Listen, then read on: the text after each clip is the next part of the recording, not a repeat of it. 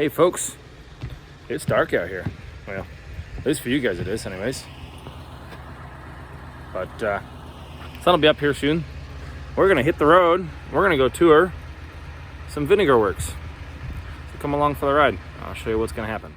Downtown Jacobin. It's looking pretty sleepy this morning, but it is only 6:30.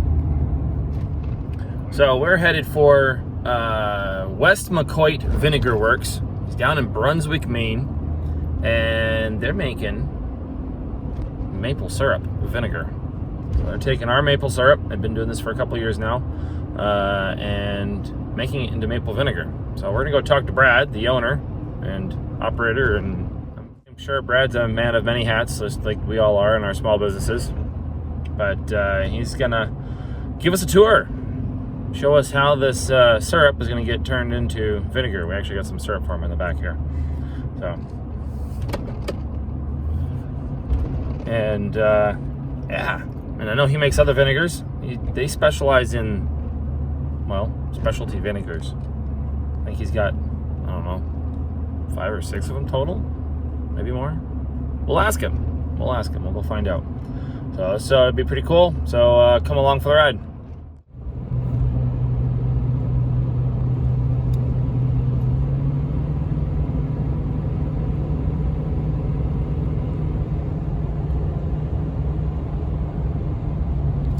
Pretty country up here in the mountains of Maine. Pretty country. You know, we're gonna get up over the mountains, and we'll go down to the rolling hills and then into the coastal area here.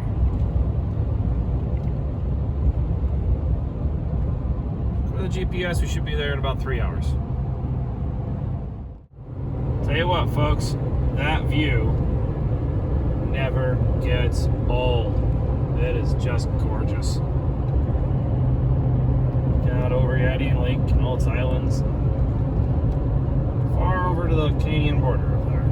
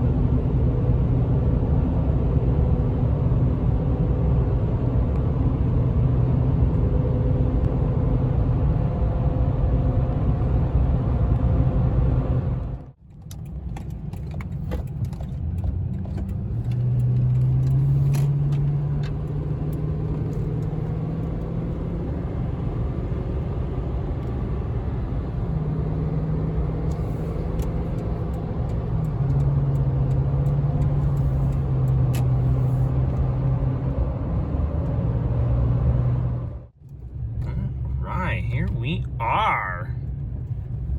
Alrighty.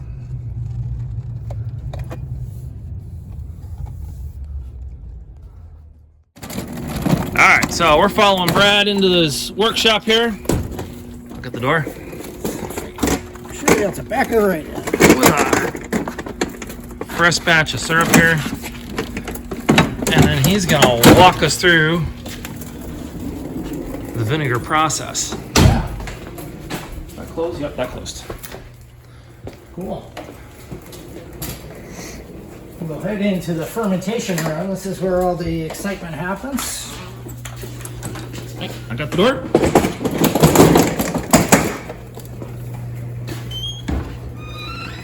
Too bad you can't smell it through the camera. No, yeah. If you had smell-o-vision here, this would be. It's a pretty cool. It's a pretty cool smell. Powerful place. Yeah. Yeah. So the basic process of making the maple vinegar starts out with the maple syrup, and I will ferment that in one of these large stainless steel vessels, 45 gallons or so. That goes in there. It's pretty straightforward. It's maple syrup. The syrup gets thinned down with some water to reach the right sugar levels to make a nice wine. And then I add the yeast. That's about it. Ferments for about 4 weeks or so, 4.5 weeks in that stainless steel vessel I'll strain it out, and then at that point it'll go out into that cold room into a wooden barrel, oak barrel, and it'll spend the next 6 to 8 months at least out in that oak barrel. And at that point, we'll have our vinegar process going. The maple wine will be added into the colony of bacteria which lives in here. If you want to show. So, in here we use the white oak substrate to help grow the vinegar bacteria, and they leave behind their mother of vinegar. That's a good visual indicator that the fermentation's happening, what's going on. And in this container, the pump circulates the vinegar stock and sprays it over that substrate, and that adds oxygen into the vinegar material, which helps speed up the process as well. Okay. Now, what's your target acidity in your in that vessel there? This vessel will take up to at least 5% acidity, Okay. and that's the minimum level allowed for bottling. Basically, at that point, it's getting close to finishing its fermentation. The maple vinegar tends to be one of the stronger vinegars I make, so that goes up as high as 6.5–7% acidity. That second stage of fermentation will happen in a static container, so one of these larger barrels over here, and there's no pumping here.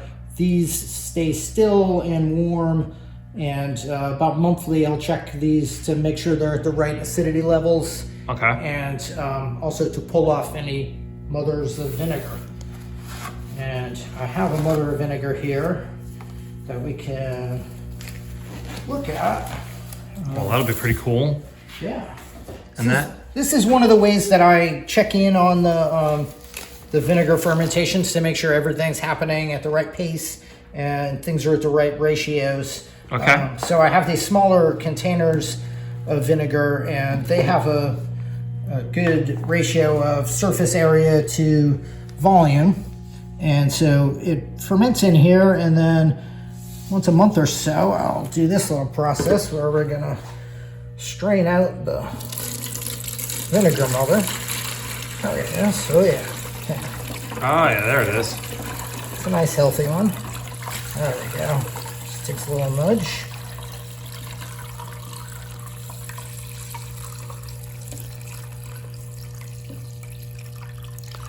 And so I'll look at this to evaluate the health of the overall fermentation.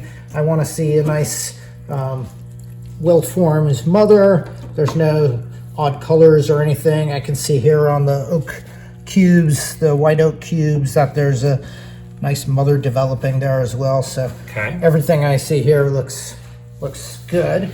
And I don't need the mother itself. There's nothing really important happening there, so I want to get the liquid out of it. I use these rice hulls. Yep.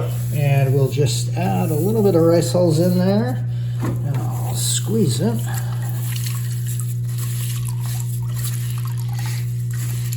So you won't keep that mother right there. No. So you don't need that to like start the next batch or something. I think that's a kind of common misconception. There's no more bacteria in that cellular structure than there is in the liquid vinegar. In the liquid vinegar itself. It's more important to have some active vinegar than to have a physical mother. Okay. So you can see I really can squeeze all the juice out of there, and Nice. we'll get rid of that solid mass. Yep. Put that in the compost, and that leaves behind the strained out vinegar. Yep. And so what I will do is then add this back to the bigger overall colony, and then pull some more out so I can continue to monitor it. And that Okay. process goes on for a few weeks. Usually it's about a month and a half that it takes for the vinegar bacteria to consume all the alcohol and then I will add in new vinegar, new alcohol, so new maple wine, and that process continues. And when the vinegar in the secondary fermentation hits its optimal point, so around 6.5% acidity, I'll take that, bring that out into that oak barrel, and at that point, that's where it'll stay until it's time to bottle. Okay. Yeah. Yep. So it's a continuous process where you're always cycling out new stuff for old stuff, and yeah, always adding new maple wine into the vinegars to provide the alcohol that they consume for food, and then the newer finished vinegar gets blended in with some of the older vinegar. So in theory, there's always some old stuff blended in with the new. okay. Mostly to keep the flavor consistency. So the Yeah. seasonal changes, when the color of the maple syrup, for instance, changes and the flavors are a little different over the years, the overall flavor of the vinegar gets to stay more or less the same. Yeah. That's the goal, at least. Yeah. Yeah. So I think that's the basic process of how it happens. Cool. Yeah. Cool. So now, how do you measure your acidity in your vinegar itself? Yeah, to measure the acidity in the vinegar, we do titration tests. We can do that over here. And I've got it all set up. So we have sodium hydroxide, which is a strong base. And what we're going to do is we're going to take that strong base and slowly add it to our acidic vinegar. Okay. And with the help of our pH indicator, so it's a visual indicator, this turns a purple color when it is at a neutral pH. And that's going to let us know how much of the sodium hydroxide we have added in. When we've neutralized it all, we can do some math and calculate the total acidity. And so we start off with 20 milliliters of distilled water. And then we'll take a 2 milliliter sample of the vinegar.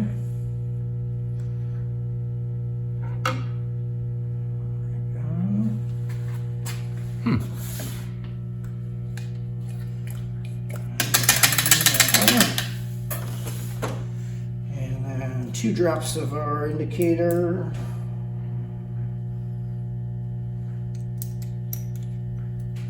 It's a pretty cool process. Yeah, do quite a few of these tests. And so we'll use this to slowly add in that. I'm going to watch for the color change in here. Yeah. And you can see when I add in a drop or two, it just gets a little blush of that pink color. You just swirl it around. I'm pretty sure we're going to get a strong acid out of that. You can see as it gets closer, it'll stay that blush pink longer. Oh yeah, look at that color. Right? Yeah. So the more it holds onto that color, the closer I'm getting to the finish. And I'll just add a drop at a time here. And that's where we're at. So it went from clear to this bright purple color. Yeah. And then, oh yeah, yep, that makes sense. So look, so I added in 10.6 milliliters of the sodium hydroxide. Let's get the computer to work here. And so I'll use my magic formula.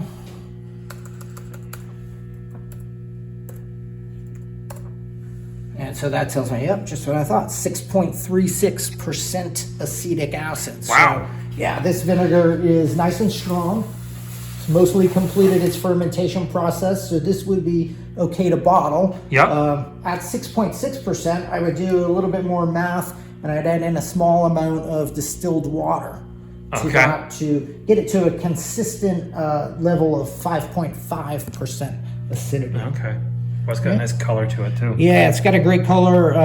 It really retains that color despite this is about 2 years of fermentation. Yep. At the end of the day. So. Wow.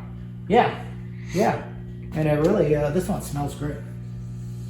You can still get that maple aroma out of it, but you get that nice strong acetic acid smell as well. You do catch a little bit of that maple, right? Wow. So you said that's been there about 2 years. So that's syrup from a couple years ago. Yeah, that's syrup from I think 2022 is when I made the wine that has now turned into that vinegar. So it's a long, long process then. It's a long process, yeah. Part of that is on purpose. I made a big batch back then, so I knew I had a lot of wine and it was going to take some time to do it. And a lot of it is just having the patience to let it happen at its own pace. There's things I can do to try to rush it, to speed things up a little bit, elevating the temperature and splitting it into larger vessels, but for the most part, it's a process that takes quite a bit of time. So when it reaches this stage, when it's fully fermented into vinegar, it's pretty precious stuff here. So this is when you don't want to drop it, you don't want to spill it. It's at the end of its 2 to 3 year journey, and so I get more and more protective of it. And we'll handle this with a lot of care.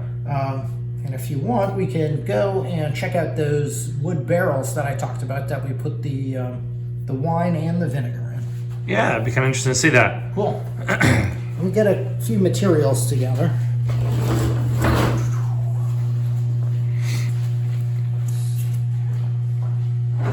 Now you've got more than just maple vinegar here. You've got a whole bunch of vinegars going. Yeah, all the different flavors I make end up in one of these containers.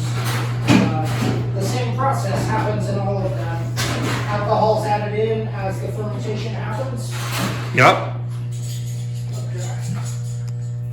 So you said earlier you had about 18 flavors you said you've done? I've got 18 flavors for sale right now. Wow. Yeah. I don't have all of them fermenting at once. I think probably right now I got 1, 2, 3, 4, 5, 6, 7, 8, 9. It looks like I get about 10 different flavors going on in here all at the same time. Wow. Yeah. Quite a bit. Quite a bit. Okay. This is definitely quite the process. It's not quite like what we do here in the maple industry. That door. Fermentation would be your enemy. Yes, that's our enemy. Yeah, we don't like it when we start seeing one of our steel drums starting to bulge and pop, and they go, oh no, we got a problem. So this barrel up here contains the maple wine, and it looks like, yep, this is the stuff I made back in March of 2022. Crazy.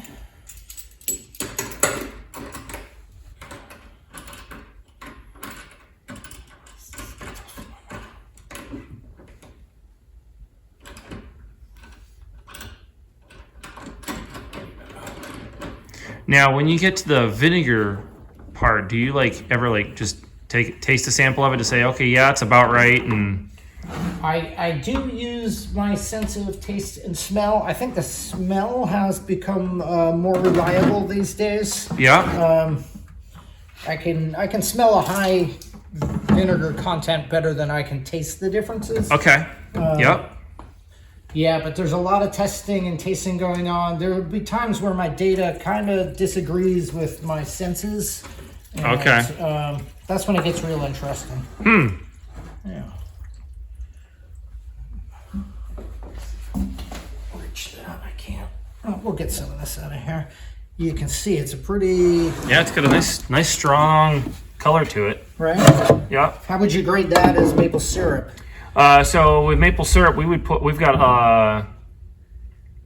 a little test kit that we take a small sample of. We'll pop that into what do you call them, like little pipettes, and pop that in this little sample. Or a little tester. It will blast light through it, and then that light transmittancy will tell us what the grade is as far as the color goes. So that I'm going to say would be pushing towards a dark. Okay. Just as just with the color, and then we'll we'll do a flavor sample as well, just to verify. Okay, that's got a nice strong flavor to it. It's definitely a dark. And I think this, you can still smell that it's mapley. It has a pretty strong alcohol nose to it. Oh yeah. Yeah, this is 10% plus alcohol. Okay. So pretty strong, and at that level, it's not going to ferment into vinegar on its own. So around that 10% mark, you're in a spot where it's kind of self-preserving. Yep. Which is great. That allows me to store it here for the almost 2+ years at this point. Wow. So you're pulling off a sample of that now. So what are you going to do with this sample? So this would be what feeds that vinegar colony. Okay. Yep. So you're going to put that in with the vinegar colony in the other room. Yep. Okay. I'll let it temper in the other room, so equalize, the temperature. It's probably a 20-degree difference between out here. Okay, so it doesn't like shock the system on the other side. Yeah, I don't want to shock the system, so I'm always kind of planning ahead. That's what a lot of vinegar making is about. Is so if I know I need to feed that vinegar next week, I'll pull some wine for it this week, and then it'll be ready to go when it's at the right time. Nice. Okay. Yeah. And then, so with vinegar, you've got temperature that you got to control. You've got oxygen level. It seems there was a couple more things you had that variables that the physical environment plays a big part in it too. The vinegar bacteria really likes oak, likes white oak, and so all my fermentations have some element of it. The vinegar bacteria grabs onto it and makes that mother of vinegar really efficiently, which is also a biofilter. And so anything that's left in this wine, which is relatively clear, I mean, this is a pretty good stuff. I mean, it just started off as syrup and water, so I mean, not like there's a whole lot to it. But there is some, natural plant fibers in here. So some natural sugars left in there. And the vinegar bacteria will really filter that out. Yeah.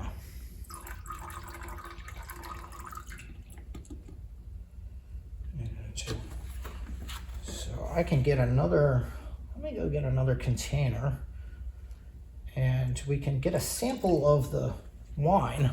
And we can put those two next to each other and kind of see the difference in color, I think.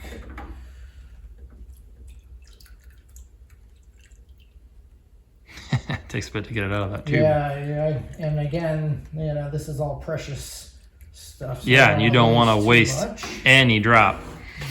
Yep. It's like when we're making syrup, it's like when we overflow a barrel or something, it's like, no. We don't like to waste anything. This is the part where it gets tricky sometimes. Okay. Nice. All right, so give me just a second. I'll go grab another container and we can do that. Okay. Yeah, so now we can pull some vinegar out of this barrel. Yeah. And this barrel is where the finished vinegar from the last year or so goes into. So when it's done in the static fermentation, we bring it out here in the colder room here. And with this filled up to the brim, there's very little oxygen. So fermentation slows down. The wood does breathe a little bit though, so some very slow, small fermentation happens out here, but for the most part, it is finished. So now you keep saying fermentation. So the vinegar making process is basically just another level of fermentation on top of the fermentation that happened to make it, to turn it into alcohol. Yeah, so there's two separate fermentations. The first one, you ferment the sugars into alcohol. Okay. And then the second fermentation is when the acetobacter, the specific bacteria, they turn the alcohol into acetic acid. Oh yeah, look at that color. Yeah, you can really see a difference. It's not quite as dark. It's still dark, but not quite as. A little clearer. Yep. Wow. And the smell's changed pretty considerably too. Oh yeah, it got that nice note of vinegar to it. Yep. Yeah, and so this is, again, from at least 2022. Some of the wine in here was from 2021 when that fermented into vinegar. Wow. Yeah, it's quite a lengthy process. Yep. Yeah, and so from here, I'll filter this through a paper filter a couple times to get any little bits and pieces that are in there. At that point, it's, is there maybe a little wood chip or something, a little mother of vinegar, and then it'll get into the bottle. Within usually about 2 weeks or so after I pull it out of here, it'll be ready to be finished and get in the bottle. Nice. Yeah.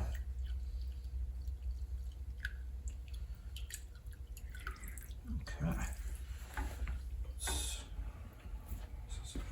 Get every drop bit here. And you can put this up, just do a side by side and see the. Oh yeah, look at that. Yeah, that's a pretty remarkable difference in color, actually. So you get maple wine, maple vinegar. Yeah, and if you start your maple wine with lighter syrup, you'll have a lighter maple wine, which then would result in a lighter vinegar. Yeah, and not as much maple flavor would come through either. Yeah, yeah, and that for me is I kind of equate that color with degrees of flavor as well too. So yeah, so you really want to start off with that robust, strong wine to then get your nice, strong vinegar.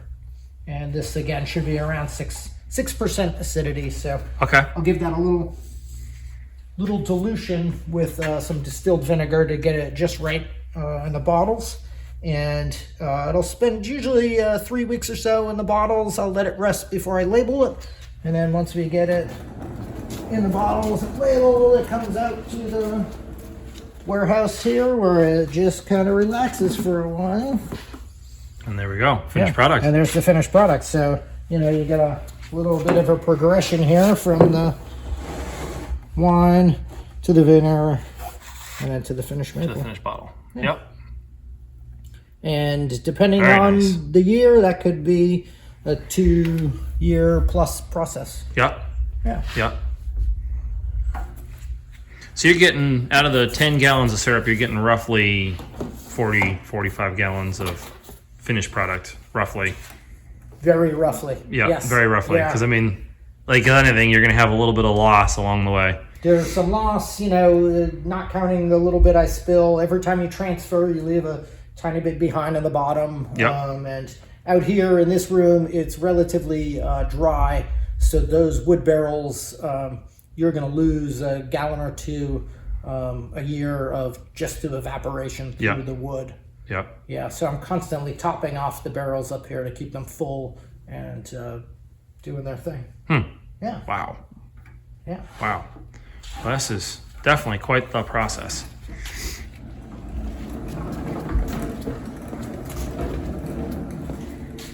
And with it taking so long, it means this finished product is like precious. You don't want to lose like anything. Yeah, I'm breaking a few rules here. There should be a lid on this at all times. And yeah, that's one of the main rules. Yep. Lots of lids. Yep. Lots of lids prevents sloshing. Yes. Wow. Oh yeah, there. You can get it in the light there, and they can really you can really see the difference in here. My big containers are a little scuffed up. This is pretty shiny, pretty clarified stuff, and it'll go through another big paper filter that'll clean it up one more degree, a little more, so that when it gets in the bottle, it's nice and clear. And yeah, that's like what we do in the maple industry. We'll run all our syrup through a filter, paper filters. Cool. Yep. Just polish it right up. Yep. So we don't have anything that settles out in the bottom of the bottles. Yep. So pretty cool. This will sit covered, of course, for another week or so, and then in a day or two, once this has gotten up to temp, we'll introduce that back into that bigger vinegar colony, and the process continues. Starts again. Cycles around again. Pretty cool. Yeah. So that's pretty close to the maple vinegar process, starting from the fresh buckets of syrup. Yep. Fermenting into wine. And then, spending some time in that barrel out there, picking up more color, flavor, and mellowing with age. Yep. Then it starts the primary vinegar fermentation through the secondary vinegar fermentation, and then aging again as vinegar out in that oak barrel to the point where it's ready to bottle. So it gets moved.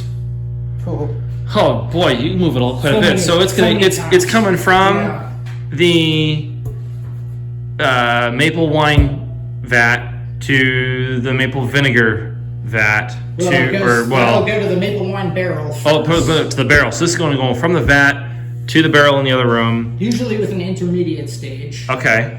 And into a container to temper. Yep. And then into the fermentation. So you got 1, 2, 3, 4, 5. Into the second fermentation. 6. Into the barrel vinegar fermentation. So it's like these 7 stages. And then it'll take one more rest before I bottle it. So you're gonna pull it out and let it set. So it's now we're up to 8. And then in the bottle, it rests again for another month or so. And then we label it. So yeah. So from start to finish, you're looking at 9, 10 times it gets moved and relocated and minimum. Yeah. Yeah. Before it's finally it's in the bottle and it's ready to go. Minimum. And at each point of that process, there's the opportunity to drop it, spill it, leave the valve open, leave the lid off. There's so many different things that could happen to have all of this go quickly and terribly wrong. Wow. Yeah. Generally, spills are the greatest enemy to a vinegar maker. Yep. Yeah. Wow. So now, if you were to start like a brand new vinegar, you would... We'd start with a container about this size, so 2 gallons, or not even 2 gallons, a few quarts. Okay. And then you would slowly add in more wine. Okay. And so over a 3 to 4 week period, you can approximately double it. Okay. So to get the 50 plus gallons of vinegar in there, it started out as a few gallons and then a few more gallons, and then it gets to 5 gallons and then 10 gallons, and that whole process takes months. So once you get your larger colony going, it's easier to make more vinegar. But that's kind of one of the tricks to making a lot of vinegar is to scale it up. Well, to have a lot of vinegar. Yep. Otherwise, it's just time. Yep. Yeah. So now, when you're putting the maple wine in your starter, there, do you add a little vinegar to that? You know, from like something else to kind of get it started. That's the most important part of making some vinegar or new flavors, to have the correct ratio of alcohol to acetic acid. Okay. And especially when you're starting one, you want to have a high amount of acetic acid and a low amount of alcohol. And a lot of people at home will get those two reversed. If you wanted to make alcohol out of red wine, for example, you're almost always going to have too much alcohol.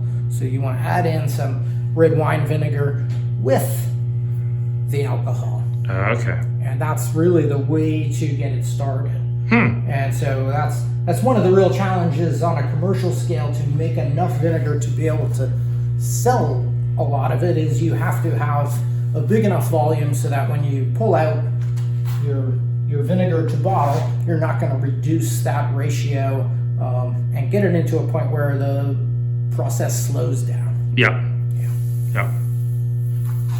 Because now that you've sold some, you've created demand, and you're going to want to sell more. And if you've slowed the process down, it's very difficult to speed it up, and so it's hard to just make more vinegar without a ramping up process. So without some time and a lot of foresight. And so it's kind of planning for things that are going to happen months ahead of time. You have to start the momentum really early on. So the stuff I'm doing now in here, this adding and subtracting of the vinegar, is really way down the road is when I'll see the final results of it. Okay. Yeah. And on the flip side of it, if you miss a step in the process or your timing is off, that one mistake can have long-term consequences that spread out way down the road. So you really got to kind of keep your finger on the pulse of all the different fermentations that are happening. Wow. Yeah, all at once. Pretty in depth. Yeah, totally. If I was only making maple vinegar, it would be a relatively simple process, you know, a few hundred variables. Yep. Making all the flavors, then you complicate things to when you have a few 100,000 variables, it seems. So, Yeah, because you've got maple vinegar, you've got, did you say a tomato vinegar over tomato there? vinegar, the blueberry vinegar. Cranberry, you said? Cranberry vinegar, that's another one of the popular flavors with multiple fermentations of that going on. Yeah. That's really the best way to, if you need more, you make another colony. Yep. Split it up and wait a little while. Yep. Yeah. Wow. Yeah. Wow. So you are like the specialist in specialty vinegars here. At least in the state of Maine, anyways. In the state of Maine, I think it would be safe to say I'm probably the most experienced vinegar maker these days. But there's a few other folks that do apple cider vinegars here in Maine that do a really great job. Nice. With it, similar process. When I started the business here, I chose to not focus on a cider vinegar because there's already great producers. I wanted to see what else is possible, and that's how you end up things like mushroom vinegar and spruce tip vinegar. Spruce tip vinegar. Spruce tip vinegar. Okay, like from like the tips of spruce trees. Yeah, fresh spruce trees. Every spring I go out and collect all the spruce tips. And, yeah, make a couple batches of beer with the spruce tips. Wow. Yeah. Okay, that sounds like a very Maine thing to do right there. Yes, it's so Maine. That's I think that's one of the most Maine attributes is to work with the things you have at hand. And what can you do with these things that you have? How to utilize stuff? You know, that's why you drive by and everyone's got a busted up car in the backyard, right? You know, the pile of stuff. Yep. You never know when you're going to need it. When you're going to need it. Yep. So you've got so you've done, as far as things that Maine is known for, you've got maple, you got cranberries, we got blueberries. How about potatoes? I make a sweet potato vinegar. A sweet potato and vinegar. carrot vinegar. Okay. That was another challenge of the Maine food ecosystem. That just sounds like an oddball, off the wall kind of a vinegar. It is one of the craziest I've ever Wow. made. I think the only really Maine themed vinegar I haven't done is a lobster vinegar. Okay, yeah, it seems like that would be really, really interesting to try to do that one. Interesting might be the word for that one. Whenever I come up with a new flavor, there's two questions I ask myself: can I do it? Yeah. And should I do it? Yes. And the lobster vinegar has failed both those questions so far. So, yep. Yeah. It makes sense. I don't look for that one anytime soon. Yep. Yeah. Cool. So the other question people are always asking, what do you do with like a maple vinegar? Oh, the maple vinegar. Yeah. What are you going to use it on? Use it in? The maple vinegar, I like to make a salad dressing. Okay. I actually have a cool recipe on my website. It's a scallion and mustard vinaigrette. Yep. And that's like one of the most simple and delicious ways to use the maple vinegar. Yep. I really like it for pickles as well. It has a relatively neutral flavor and a little bit of natural sweetness, so it makes a really good cucumber pickle. Some of my vinegars, the flavors will overpower your ingredients if you're making a pickle. The maple is nice because it's more complementary, so it's not going to overpower anything. So your pickled dilly beans and your bread and butter cucumber pickles turn out really nice with the maple vinegar. Nice.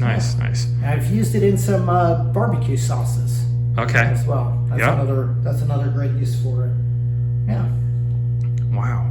So yeah, we make a like a maple salad dressing. We'll use the maple vinegar with actually a maple mustard and a little bit of olive oil, and that makes a great salad dressing as well. Yeah. So that's what we tell most people. But yeah, barbecue sauces, that'd be a good one. Yeah, totally.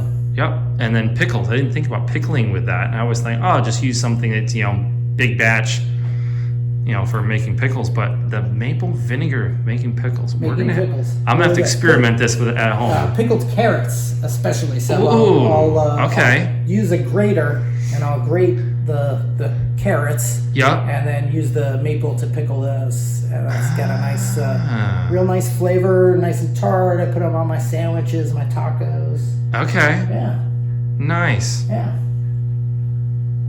Well, I can't think of any other questions to ask you here, Brad. Anything else? Any interesting tidbits of information, that might be fascinating for people to know about the whole vinegar thing? Oh boy, there's so much. I just tell people go to my website. There's always recipes there. We're always coming up with new recipes, and also come visit me at a farmer's market. I'm always ready to talk all things vinegar. Nice. Yeah. Nice. Cool. Yeah, I should probably get some lids on these buckets. Yeah, probably should. Yeah. All right.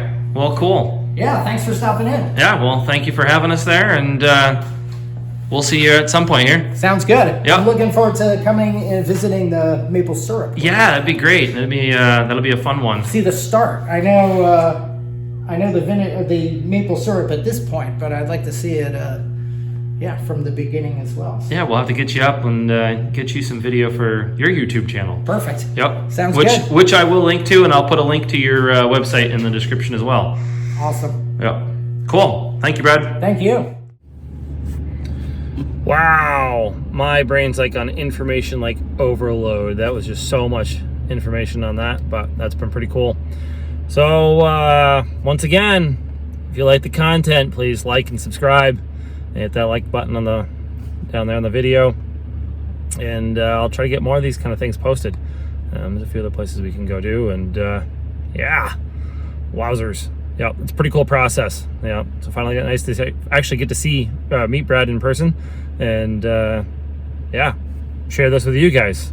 So anywho, you guys take care, God bless, and we'll see you on the next video.